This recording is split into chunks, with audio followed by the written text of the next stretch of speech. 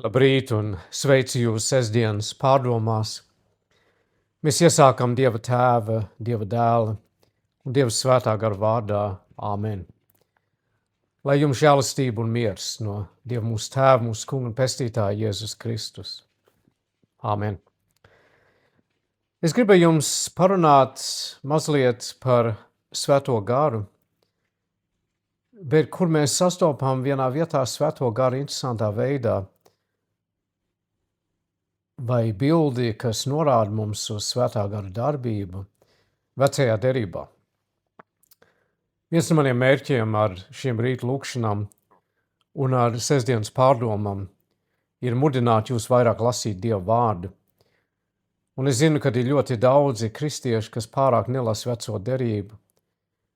Un tāpēc es daudzreiz mēģinu atrast vietas, kas ir interesants. Manuprāt, visi ir interesants, bet kas mudina jūs varbūt dziļāk ieskatīties un domāt par veco derību citādākā veidā un saprast, ka tas viss ir Dieva vārds.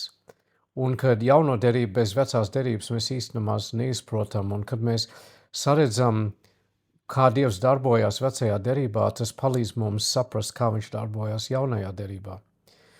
Un viens piemērs, ko es gribu šodien apskatīt, ir 1. Mūzes grāmatā 24. nodaļā. Ļoti interesants notikums. Un šis ir tagad Ābrahāms ir vecs, un mēs lasām no 1. panta, Ābrahāms ir vecs, padzīvojis vīrs, un tas kungs Ābrahām bija svētīts pie visu. Un Ābrahāms teica savam kalpam, sava nama vecākajam, kas pārvaldīja visu, kas tam piederēja, liec savu roku zem manas ciskas un zvērē man pie tā kunga, debesu dieva un zemes dieva, ka tu manam dēlam neņemsi sievu no kānaniešu meitām, kuru vidū es dzīvoju. Bet kad tu iesi uz manu zemi un pie maniem cilts piederīgiem, un tur tu ņemsi sievu manam dēlam Īzakam. Ka kalps sacīja, varbūt sieva nevēlēsies nākt man līdz uz šo zemi, vai tad man tavu dēlu aizvest atpakaļ uz zemi, no kuras tu izgāji? Ābrahāms sacīja viņam sargies, ka tu neaizved man dēlu turp. Tas kungs debesu dievs, kas man izvedis no man tēva nama, no manas dzimtas zemes, un kas sacījis man un zvērējis man sacīdams taviem pēcnācējiem, es došu šo zemi. Tas sūtīs savu eņģeļu tev pa priekš, ka tu ņemsi manam dēlam sievu no turienes. Bet ja sieva negribēs tev sekot, tad tu no šī manas zvērest būsi brīvs. Tikai manu dēlu neved turp atpakaļ. Un tad kalps zvērēja un devās tūlīt ceļā. Un viņš nogāja uz Ābrahāma dzimtās vietas un pie viņa radiem, un tad viņš nonāk, kur ir ūdens avots, un tam viņš saka interesantu lūkšanu. Kungs mana kunga Ābrahāma dievs, lai man šodien veicas un parāda žēlastību manam kungam Ābrahāmam. Lūk, te stāv pie ūdens avota, un pilsētas iedzīvotāji meitas nāk smelt ūdeni. Tad, lai notiek, ka tā meita, kurai es teikšu, padod savu trauku, es gribu dzert, un kura sacīs dzer, un es padzirdīšu arī tavus kamēļus, būtu tā, kuru tu esi novēlējis savam kalpam Īzakam, un pēc tā es zinātu, ka tu esi žēlastību parādījis manam kungam. Viņš izlūdzās Dieva vadību un svētību, un interesanti, Dievs tūlīt šo lūkšanu atbild, jo nākamā pantā mēs lasām, un notika iekams, viņš bija beidzis runāt, kad nāca Rebeka, viņa bija meita Betūlēm, kas bija Milkas un Ābrahāma brāļa Nahora dēls, un tajos pleca bija ūdens trauks. Meita bija ļoti skaisti izskata jaunava, un to neviens nebija aizticis, un tā nokāpa akā, pildīja savu ūdens trauku ar ūdeni un kāpa ārā. Un tā kalps pieskrēja pie viņas un teica, vai es varu lūdzu padzerties, un viņa teica, dzer, kungs, un es pasmēlšu arī taviem kamieļiem. Un tā šis kalps zināja, ka tas ir no Dieva. Un tad viņš prasīja, kā meita viņa ir, un viņa izstāstīja, un kalps tūlīt apjēdzās, tas taču ir Ābrahāma cilts, un tad viņš sacīja, slavēts, lai tas kungs, mana kunga Ābrahāma dievs, kas savu žēlastības solījumu nav aizmirsis un nav atrāvis savu uzticību manam kungam. Taisnā ceļā tas kungs mani novedz mana kunga brāļa namā. Un tā tad arī viņa aizved šo kalpu pie saviem radiem, un viņš izstāsta, kāpēc viņš ir nācis, un viņš arī dod visādas dāvanas Rebekas brālim Lābanam, un viņa piekrīt iet viņam līdzi, un viņa kļūst par Ābrahāma sievu. Mēs ļoti daudz ko zinām par Ābrahāmu, mēs ļoti daudz ko zinām par Īzāku, arī par Rebeku, bet ļoti maz par šo uzticīgo kalpu. Bet šis uzticīgais kalps būtībā šī stāstā ir simbols svētajam garam. Ja mēs padomājam tā, ka šī stāstā Ābrahāms ir kā Dievs tēvs, Īzaks ir kā Dieva dēls, un šis kalps ir kā svētais gars. Un tēvs izsūta svēto garu, lai viņš dabūtu sievu. Un šī bilde pārnesās jaunajā derībā. Baznīca. Baznīca ir Kristus līgava. Tas ir brīnišķīgi, ka mēs redzam to, kā tas sajiet kopā. Un kas notika šī notikumā bija, ka tas kalps nepiespieda Rebekai, bet viņš izstāstīja, kāpēc viņš ir nācis, bija dots tas aicinājums, un viņa varēja izvēlēties, un viņa izvēlējās, ka viņa ies līdzi. Ka viņai jautāja, vai tu gribi sekot šim vīram, viņa atbildēja, es iešu. Un tā viņas ģimene atlaida Rebeku un tās aukli un Ābrahāma kalpu un tos vīrus, kas tam bija. Un viņa svētīja Rebeku un sacīja viņai, tu mūsu māsu topi par tūkstošiem, un lai tavi pēcnācēji ieņem savu naidnieku vārtus. Un Rebeka gāja viņam līdzi un kļuva par Īzaka sievu. Šis kalps izpildīja Ābrahāma vēlēšanos. Tādā pašā veidā svētais gars izpilda Dieva vēlēšanos. Un ir tik interesanti, kad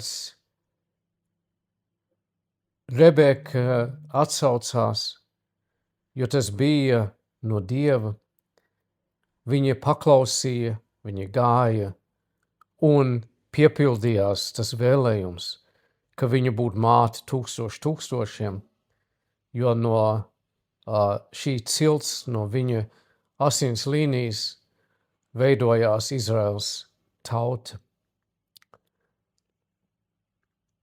Ir interesanti arī, kad šis kalps nonāca, viņš no Ābrahāma deva dāvanas Lābanam, Ābrahāma ģimenei, un viņš paņēma Rebeku, lai viņa kļūstu par Īzaka sievu. Svētais gars darbojās ļoti spēcīgā veidā, un viņš nāk pie mums, un viņš aicina mūs attiecībās ar Jēzu Kristu. Viņš aicina mūs, šī simbolika ir ļoti spēcīga, kad mēs kopā kā baznīca esam Kristus līgava. Un atklāsmes grāmata nobeidzās ar līgavu, ar Jēra kāzam, ar savu līgavu. Svētais gars vienmēr pilda tēva gribu. Svētais gars deva dāvanas. šis kalps deva dāvanas, viņš darbojās, lai atvestu brūti savam kalpam, savam pārvaldniekam. Viņš bija kalps, svētais gars kalpo, svētais gars dod dāvanas. Un tik daudzi cilvēki grib dāvanas. Lābans bija vairāk interesēts tādī zeltā un sudrabā un vis tās brīnišķīgās, bagātīgās dāvanas, ko šis kalps bija atnesis. Rebeka bija interesēta paklausīt Dievam un sekot un kļūt par Īzaka sievu. Ir cilvēki, kas nāk uz baznīcu un kas tikai ir ieinteresēti, ko viņi var saņemt. Kādas dāvanas viņi var saņemt no Svēto garu. Un viņi pat izsaka un izstāst viņam, kādas dāvanas viņam vajadzētu dot. Un tā ir galīgi nepareizā pieeja. Mums vajag būt kā Rebeka, kas saņēmuši Dieva aicinājumu. Mēs uzticīgi vienkārši sekojam. Jēzus saka mums, seko man. Un mēs sekojam. Un pārāk bieži viņš nerāda mums uz priekšu viss, kas būs un kā būs, bet vienkārši seko man. Es saņēmu šo aicinājumu, kad man bija 16 gadi. Aicinājumu no Dieva kļūt par mācītāju, sekot viņam. Es toreiz nevarēju iedomāties, kur tas novedīs, kā tas būs. Bet Dievs ir brīnišķīgi vadījis. Viņš ir bijis uzticīgs arī tad, kad es neesmu. Viņš man ir devis bagātīgi visu, kas man ir vajadzīgs, lai es varētu izpildīt šo viņa doto uzdevumu. Un par to, lai viņam viss gods un slava un pateicība. Es cenšos arī savās attiecībās nemēģināt pateikt Dievam, kā viņam vajag rīkoties vai kādas dāvanas viņam vajag man dot, bet paklausīt. Jo mēs zinām no rakstiem, ka Svētais gars dod dāvanas, kā viņš vēlās. Un te, kur daudz cilvēku sajauc, viņi domā, ka viņi var izlūgties un Dievs viņam dos tās dāvanas, ko viņi ir iedomājušies. Bet tā ir ļoti muļķīga pieeja. Tā pareizā pieeja ir teikt, kungs, šeit es esmu. Es paļaujos uz tevi. Un ja kādas dāvanas, kas man ir vajadzīgas, kas man palīdzēs labāk tev kalpot, labāk mīlēt, būt labākam tavam bērnam, nest godu tavam vārdam, tad es to saņemu no tevis. Un redziet, mīļie, tā ir ticība. Ticība ir paļaušanās. Ticība ir pakļaušanās. Ticība saka, ne mans tēvs, bet tavs prāts, lai notiek. Tavs prāts. Es esmu tavs roku darbs, radīts labiem darbiem, ko tu iepriekš esi paredzējis. Ja tu pakļaujies šādā veidā, tad ir liela svētība. Rebeka paklausīja, viņa gāja, un Dievs viņu svētīja. Mums vienmēr vajag paklausīt, pakļauties. Un es ceru, ka jūs izlasīsiet šo 1. Mūzes grāmatas 24. nodaļu. Viņa viena no garākām nodaļām īstenībā, bet ir ļoti, ļoti vērtīga un ļoti, ļoti interesanti. Un es ceru, ka šīs mazās pārdomas mudinu jūs lasīt to caur citām acīm un saredzēt. Un vienmēr, kad mēs lasām veco derību, mums vajag saredzēt, ko tas mums māca par Jēzu. Kur mēs saredzam Jēzu? Kur mēs saredzam Dieva darbību? Kur mēs saredzam Tēvu? Kur mēs saredzam Svēto garu darbību? Un kad Abrahāms teica savam kalpam, Dievs sūtīja savu eņģeļu tev pa priekš, tas apzīmējums bieži vien ir runa par Kristu, pirms viņš bija cilvēku miesā, pirms mēs viņu pazinām kā Jēzu. Viņš bija tas, kas gāja viņiem pa priekšu caur tuksnesi, vēlāk ar Mūzu. Mēs redzam Jēzu daudz un dažādās vietās. Un es ceru, ka es mudinu jūs, un es ceru, ka jūs to darījāt. Es biju tik priecīgs dzirdēt, ka tik daudzi man atsaucās un pateica, ka viņi izlasīja Esteras grāmatu toreiz, kad es jums ieteicu to darīt, un arī citas lietas, ko es iesaku jums, ka jūs to darat, jo tas nes svētību. Jo vairāk mēs lasām Dieva vārdu, jo vairāk mēs saredzam to kopsavienību visā viņa vārdā, jo lielāka mūsu ticība un lielāks prieks un lielāka vēlēšanās, es ceru, ir iedziļināties vēl vairāk. Šis, mīļie, ir neizsmeļams avots. Te ir tik daudz bagātību, tik daudz svētību, tik daudz mācību, tik daudz barību. Tu nevari par daudz lasīt Dieva vārdu. Un lasot ar atvērtu sirdi, tu saņemi tik ļoti daudz. Un ir tik interesanti visā šīs lietās redzēt, kā Dievs visu izkārto.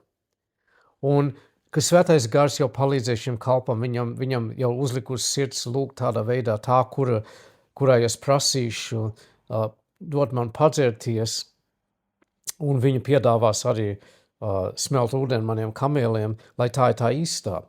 Un tikko viņš to ir lūdzis, un Rebeka pienāk klāt, un viņš lūdz viņai, un viņa tūlīt saka, jā, es smelšu tev, un es smelšu arī taviem kamēliem.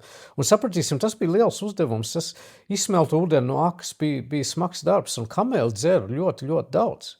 Tā kā tā bija jau brīnišķīga pakļaušanās no Rebekas puses. Un tā, ka mēs skatāmies no tālien šo stāstu, mēs redzam, kā Dievs visu to saliek kopā tik brīnišķīgā veidā. Un es vienmēr saku arī, ja mēs varam tā atkāpties savā dzīvē un paskatīties un redzēt, kā Dievs visu tik brīnišķīgi savīja kopā. Un lietas notiek, kuras mēs varbūt šo momentu nesaprotam, bet vēlāk, kad mēs atskatāmies, mēs domājam, jā, Dievs labi dara, ko darīdams. Es ceru, ka es esmu mudinājis jūs palasīt, lasiet ne tikai šo nodaļu, bet visu veco derību, bet visu uzreiz domā, tas par daudz, bet izlasiet šo 24. nodaļu, un tad būs noteikti griba arī palasīt tālāk, un varbūt palasīt iepriekš, kas notikās pirms tā, ja? Un tādā veidā tev pieaugs tava vēlēšanās iedziļināties vēl vairāk Dieva vārdā, un mīļā, tas tikai var nākt par svētību. Debes Tēvs, paldies, ka tu mūs māci. Paldies, ka tu esi devis mums savu svēto vārdu. Esam tik ļoti, ļoti pateicīgi par to. Esam tik pateicīgi par tavu mīlestību, par tavu lielo žēlistību, par to, ka tu tik brīnišķīgi vadi, un ka mēs varam saredzēt, kungs, šajā stāstā, kā tu darbojies, un ka te mēs sastopam atkal tevi trīsvienīgo Dievu, un ka šeit mums ir brīnišķīga bilde, kas rāda mums, kā Svētais Gars darbojās, un ka Svētais Gars vienmēr darbojās, lai kungs Jēzu tevi godinātu, un ka viņš dala savus dāvanas pēc tavu prāta, kā viņš grib, un viņa griba vienmēr ir tava griba. Un mana lūkšana ir, lai mūsu griba būtu tava griba, lai mūsu vēlēšanās būtu tavs prāts, lai notiek. Tā, kungs, mēs no jauna sevi pakļaujam tev, un mēs lūdzam, lai tu ņem mūs pie rokas, lai tu mūs vadi. Mēs izlūdzamies tavu žēlistību un svētību pār šo dienu. Mēs aizlūdzam, mīļais debes Tēvs, par pazudušām dvēselēm, Un lūdzam, lai šodien būtu diena, kad daudz pie tevis atgriežas. Mēs aizlūdzam par slimājiem, par vientuļiem un nabagiem, atraitnēm un bārenīšiem. Mēs aizlūdzam, mīļais debes Tēvs, par mūsu valsts, par mūsu zemi. Aizlūdzam par tās vadītājiem un lūdzam, lai viņi būtu godīgi un taisni un krietni. Mēs lūdzam, lai izbeidzās karš Ukrainē un lai tu pasargātu Baltijas valsts no ļaunā nodomiem un plāniem. Kungs, mēs zinām, ka mūsu laiks stāv tavā ziņā, un tā mēs vienkārši tagad visu pakļaujam tev. Es aizlūdzu par katru klausītāju un izlūdzos tavu svētību pār viņiem. Un lūdzu, lai tu uzklaus, ka mēs kopā no sirds lūdzam mūsu Tēvs debesīs. Svētīts, lai top tavs vārds, lai nāk tava valstība, tavs prāts, lai notiek kā debesīs, tā arī virs zemes. Mūsu dienascho maizi dod mums šodien. Piedod mums mūsu parādus, kā arī mēs piedodam saviem parādniekiem. Neieved mūsu kārdināšanā, bet atpestī mūs no ļauna, jo tev pieder valstība, spēks un gods mūžīgi mūžos. Āmen. Tā, mīļie draugi, lai svētīgi jums šī diena, Dievs ir jums līdz atkal tiksimies. Es ceru, ka tas būs rītdienas dievkalpojumā. Atcerieties īkstīt uz augšu. Ja jūs nesiet vēl pierakstījušies, subscribe, tas ļoti palīdz, lai meklēšanas ziņā šīs kanāls uziet augstākā vietā un vairāk cilvēku dzird Dieva vārdu, un lūdzu arī dalieties šie, jo vairāk cilvēku dzird, jo svētīgāk tas ir. Lai Dievs jūs svētī, Dievs ir jums līdz atkal tiksimies.